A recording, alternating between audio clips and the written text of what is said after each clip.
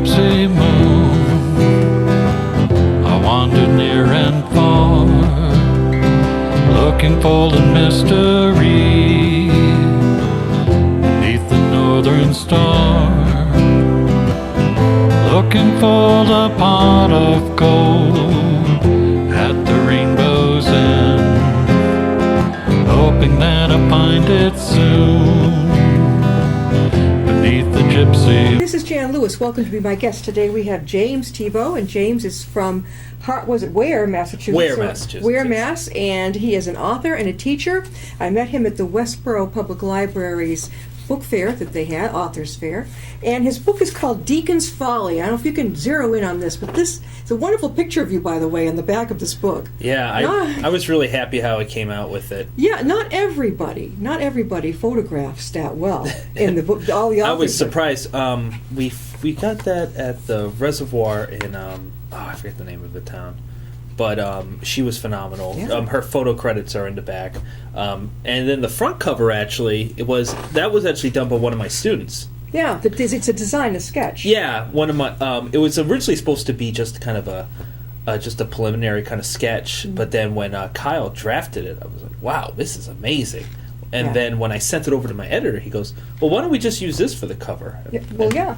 And I really liked how it turned out. You self-published it, right? No, this is by Sartoris Literary. Okay, small publishing. Small publishing company, in Mississippi. Yeah, okay. The authors now seem to be going either, number one, self-publishing. Number two, they'll find like a small outfit that will do it, rather than wait 2 years to be rejected by one of the top. Yeah. Who wants that? Well, I mean, it's a tough call. And I tell people that self-publishing is really expensive. Well, not the ones that they go on CreateSpace, and it's very. I mean, it's true, but then you also got to think of promoting. You don't have a brand that goes with it. There's a lot of give and takes with self-publishing. Mm-hmm. This is by Sartoris Literary, a great publisher. They've been absolutely excellent, and you get the brand as also with it as well. So there are trade-offs with it. So Deacon's Folly. Give us a brief idea of what the book is about. So this takes place. I don't want to say the South. It's more of like a undisclosed location, and it's set in 1950s, and it's about this boy who his parents are out of the picture, and they don't really know. He doesn't really know what happened to his parents, but his parents are out of the picture, and in this really small backwoods town, nobody wants him. And he lives with this guy who's a little wacko and a drunk. Yeah, exactly. And the only person that will take him in is this wacko alcoholic. Yeah. And he doesn't even want him to stay in the house. Right. In fact, he makes him live in the treehouse instead. Yeah. And he's lived there for years, no big deal. And the book starts out where the treehouse is starting to fall apart, and he's desperately trying to fix it up. So he's putting new boards. He needs nails. He's got to ask this guy if he can have nails back because the guy stole it from him in the first place. Exactly. And when he puts the boards on, he's not paying attention. He always one of the things about poor Devin is that he always feels that he's really dumb. And he thought he was being really dumb when he was replacing the boards, and when he goes to nail them, then he was like holding it in place, and the nail just goes right through. Yeah. And he gets his hand stuck. Okay. And his guardian, Mr. Audette, instead of helping him get down, he thinks this is the funniest thing in the whole world. Calls him names. Yeah. And he gets the whole town together, and they have one giant barbecue, kind of like celebrate how dumb this kid is.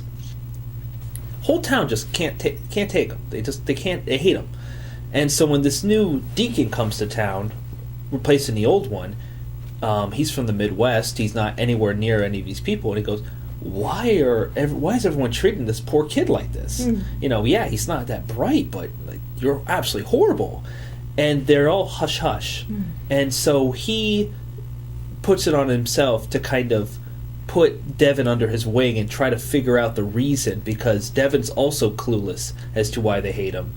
And then it starts to get to the point, well, maybe there's a reason why they hate him, and that there's kind of a hidden truth under there that people really don't want to talk about, and whether or not it should be kind of pulled out or not, or left it be. Yeah. And so there's the mystery. Yeah. That's we won't let it go past that. Yeah, I don't you want to read it. Yeah. Deacon's Folly.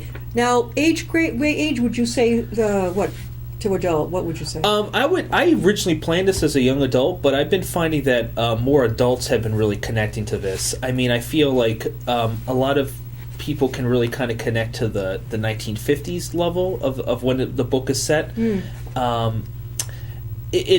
would say there is some little violence in there and some, some serious issues. So I would say that it's probably not a middle school book, but probably more towards an upper high school level. High school through adults. High school through adults, absolutely. What grade do you teach? You're a teacher. Yes. Yeah? I currently right now I teach at Eagle Hill, and I teach.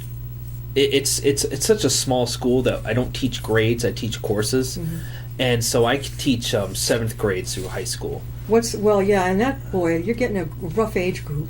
Yeah, the older you get. And I mean, there'll be some classes where I'll have like 7th graders mixed in with seniors. How can that be? Whoa, I've never heard of that. Well, what's really great about this school is that it's more of skill level, and where if there is a 8th grader who's very proficient in a type of course and can run with the big dogs, then they'll put him in that course, and it's more of towards content base as opposed to age. Is this a regular public school? No, this is a private boarding school. What's it called? Eagle Hill. Eagle Hill.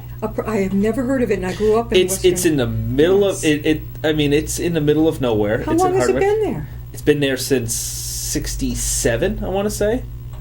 Never heard of it. Yeah. Co-ed? Yes. So it's for the kids who are maybe more scholarly? I don't know what to say. No, the school specializes in learning differences. Okay. So in order to qualify for the school, you would need to have something along the lines like ADHD, dyslexia, NLD, etc. Autism? We occasionally let in people who are autistic, but we mostly focus on executive functioning and conduct disorder. How about that one? We don't really focus so much on conduct disorder. Yeah. It's more of learning differences where we try to provide skills for kids who maybe in other schools and other public schools they might not function so well. I mean, we have a lot of success stories. I know, it took me a minute. Of where poor kids would be failing in their schools, and then when they come here they get all A's, and it was just because they needed a different way of teaching. Is the ratio better, James? Well, I mean, my biggest class size right now is 9. So we have very, very small classes, and what's really great about that is that it individualizes the lessons, where I can go in and individually check up on everybody and see how they're doing. Where when I used to teach in Worcester, when you have a class of like 20, you really can't do that anymore. No. So, it's a great, but, it's very personal. Like, you really know the kids by the end because there's so little of them. So it's private pay. The kids, it's private, right? Yeah, it's a private school. Private school. We do have some kids who get government grants to go. But once again, that's kind of outside I'm just the teacher. Sure. But yeah, it's a great opportunity for kids. Yeah, like scholarship. If you have somebody who doesn't got the financial means to go, they should go if they've got all the skills or whatever that they need, or they need that particular kind of education. Absolutely, and I know we just got a nice, huge donation that allows people to do that from now on. We got this huge donation, and they're trying to set up a giant scholarship foundation for kids who may not be able to financially support this school. And it's a great opportunity. Have your kids read? I think I'd asked you in person before, but have they read Deacon's Folly? Some of my kids have read it. I'm not going to be that type of guy who forces, we're going to be studying this book. Let's talk about how great I am. I think it'd be a great book for them to read. Yeah. Some of my kids have read it, and they, it's an interesting book for them. I know that some kids just completely ate it up. Other kids, it's definitely. The book's definitely not for everybody on this one. I like the way you have the simple approach. Yeah. It's not overloaded with characters. Yeah, I like to keep it very, very simple. When I first started really, really seriously writing, I in college I wrote plays, and we used to write the plays, and then I directed them, and then put them on the stage. And I think from my experience in like playwriting, and when you're on the stage, it's as simple as it gets. Yeah. And you have to simplify everything. And I think that's kind of my core of writing, of to just simplify it as much as possible. Only keep, the main issues and the main conflicts in the simple setting. Simple. Well, you certainly did it. When did you start writing Deacon's Folly? I actually wrote that. This has been a project for like 5 years. Really? I wrote the majority of it about 5 years ago, and then I thought it was terrible. I was like, this is not really that good. And then I went back to it, and I said, okay, maybe this has potential. And then then like last year, I really started taking it seriously that I was going to get published. Yeah. And so after sending it out to many people, Sartoris Literary picked it up, and they liked it. And it came out last February. So, what do you teach? What English. Oh, beautiful. Yeah. So that you are more than qualified to help them learn how to write on their own, I would think. Yeah. And, it's great. I have a lot of talented students. It's just great working with them. It's great working one-on-one with kids, especially in writing. Do you have them writing books, like stories themselves? Oh, yeah. I do a lot of creative writing with them. We have classes called Writer's Workshop, which is basically involved around creative writing. Yeah. And it's wonderful. I mean, last year we actually got one of my students published in one of her short stories it was supposed to be just like a project, and we ended up getting her story published in this literary journal online. Wow. That's great. Yeah. That's good. They must, when they look at you, they must think, power of example, that I can do that too. Perhaps. When you were in college, where did you go to school? I went to, my undergrad was Assumption, and my graduate was Worcester State. Oh, you're right this area, right around here. Oh, yeah. I mean, I grew up on Upton Road. You're seriously? Yeah. Oh, I think you told me about that in Westboro. So I was born in Westboro, 100 Upton Road. You were born not at home. No, wait, I wasn't born. Memorial probably. I grew up in Westboro. Yeah. I was born in Fitchburg actually, and then when I was 2, I want to say, I moved over to Westboro, and then I lived there mostly until I graduated high school. Upton Road. Yeah. That's that little. I take that all the time, don't I? Yeah. I go all the way the shortcut to Westboro. Yeah, right across the street from the res. Oh my gosh! Lots of people sit there or they fish or something at the reservoir. It's pretty noticeable house. It's like a big red house across from the reservoir. Like you really can't miss it. Now I'm not going to be able to not look because I'm going to be going by all the time. Now my family doesn't live there anymore, but it was a great place to grow up in. Did you ever write as a child? Yeah, I mean, one of the things that I really struggle with is I'm dyslexic, so writing was always difficult for me, where I jumble the words around all the time and I'll miss out words. So it was really hard to write prose, and that's why I switched to drama, because that was a lot easier to write. Yeah. And I finally, kind of in college, I realized, I'm like, well, if I'm going to get published, I really need to force myself to get and find ways, because I can't turn off the dyslexia, but I can find ways to alleviate it and work with it. And it takes time and a lot of people proofreading and everything. And that's what I was going to ask you. After you wrote it, you had probably people editing it for you. Oh yeah, I mean, I had this wonderful editor named Carol Mays who took a look at it. Carol Mays, do you know Mr. Blanchard, her husband? Gary Blanchard. He plays the guitar. Carol Mays is a poet. Yes, This is a small world. Yeah, really. Our theme song was written and sung by Gary Blanchard. Are you kidding me? And they are on off and on. She is a poet. They will be on next month. Really? Well, you got to tell Carol to say hi. Oh, she was phenomenal. She worked with me on editing it, getting the good chunk of it. I always tell my students that writing a book is like kind of like chiseling something from marble. The first draft is just like hacking it away, and then then eventually you start getting the smaller and smaller tools. And she was really the one who started just hacking it away with the sledgehammer, trying to break it down. That is amazing. It's this really small world, Yeah. Well, I would think if you're out there in the West. She's from where? Well, her office is in where? And she lives in West Brookfield. Well, they're in West Brookfield. Yeah. As soon as you said Carol Mays, that's an unusual name to me. And I thought, wait, it's got to be the same person. Oh, that's wonderful. How did you meet her? Honestly, her office is in Ware, and I saw her sign, and I just called her up. Oh my gosh. Yeah. Wait till I share that with. Now, have we got something? This is we're talking with James Thibeault, and he is the author of Deacon's Folly.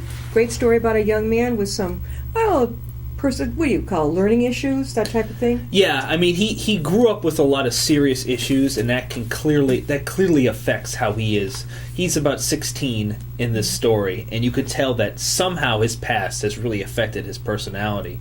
But he's kind of forgotten what happened in the past, and kind of tuned it out so much that he doesn't really understand why he is the way he is. Excellent. Did you this idea just came to you? Actually, a funny story about that is Deacon's Folly is actually a road in the Cape, in I forget what town. One of the towns in the Cape. Off 28. Off 28. Yeah, I forget the name. I lived on the Cape. It will come to me in like 2 seconds. And I heard this story, and I have no idea if this is true or not, but it's like Deacon's Folly was about this deacon who got apparently really drunk behind the wheel and crashed his car. And they say, don't go down that road. That road's Deacon's Folly. I have no idea if that's true or not. I don't even know if that's like the version that they tell around the area. You just like the sound of it. When my friend told me that story, because he lived 2 streets down from it, I was so amazed, and then I had questions. I'm like, well, why was he getting so drunk to crash his car? And all of a sudden I came up with this story, and all of a sudden I came up with Devon, and the two kind of emerged, and I always loved the title Deacon's Folly. I'm like, what a great name for a book. Again, I'm marveling at the cover, one of your students. It's done in pencil or ink. It's just done in pen and ink. And it's a picture of the cabin that that he had and that he lived in for quite a while. What? How can people get your book? You can get this book on Amazon.com, Barnes & Noble. If you just type in keyword Deacon's Folly, it's available for paperback and ebook.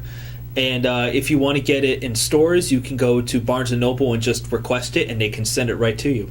That is... Now, what's on the horizon? Don't stop writing. I know. It's been a little bit busy lately. I do have a new book in the works. I don't really want to talk about it yet because I want to wait till it's, a thing. But hopefully I'll have that ready to go by next summer.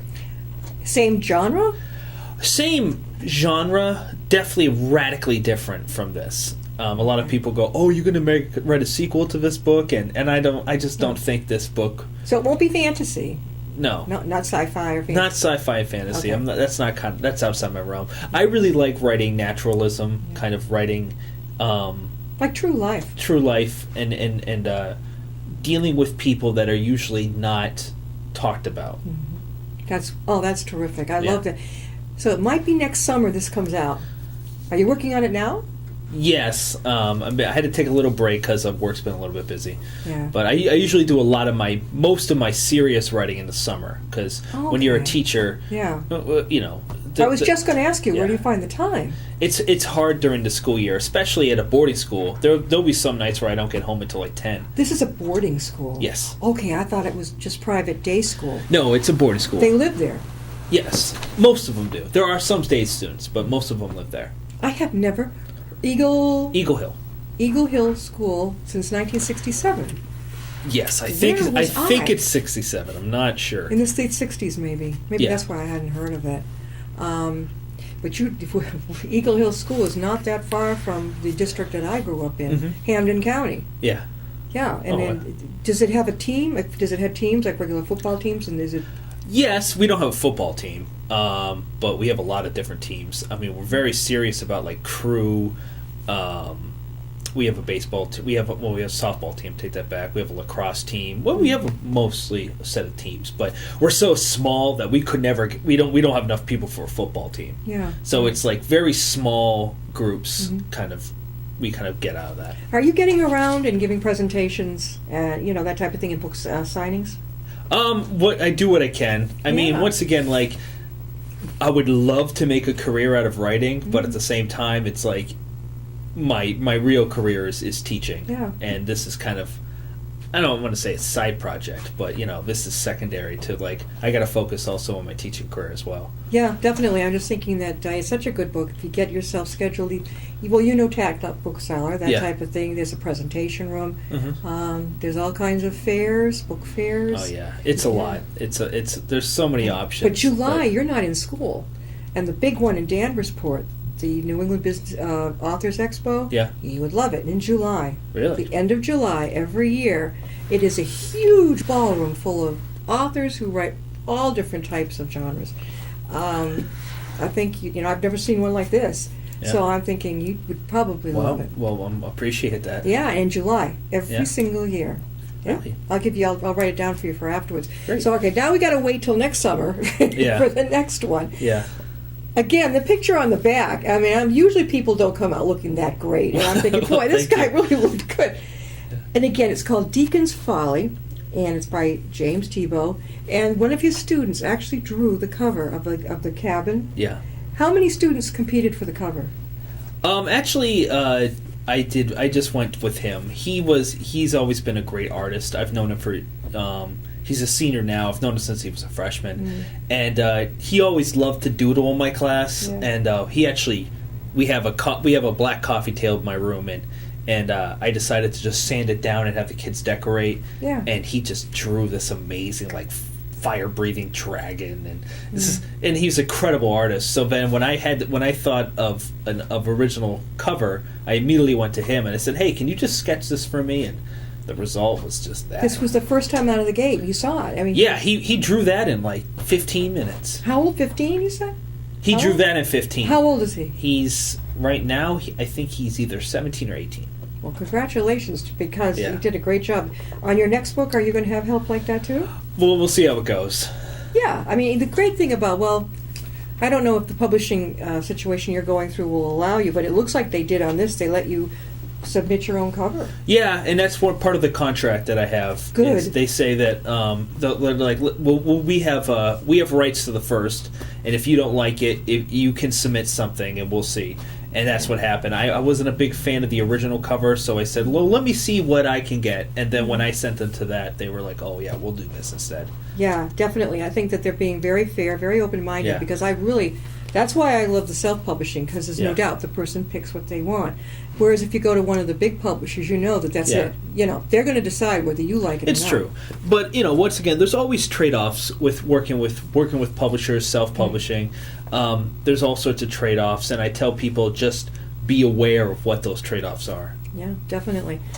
James Thibeault, again, before we close, how can people get a hold of your book, Deacon's Folly? You can go on Amazon.com, and you can go on Barnes & Noble. You can also go on BooksAMillion.com, type in keyword Deacon's Folly. It's all right there. You can get it in paperback, ebook. If you want to go down to Barnes & Noble and request it, they'll order it for you. There's so many ways to get the book. I really appreciate it if you pick up the book.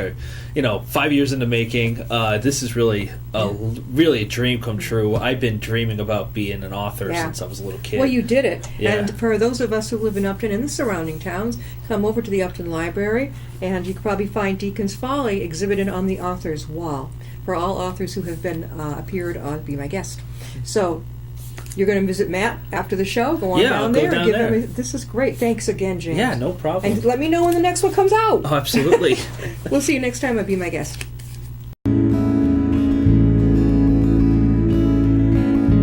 Riding on a shooting star, heading out toward a dream. Tomorrow's even closer than it seems.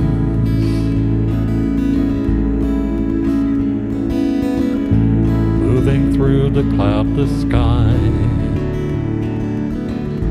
heading out toward the moon.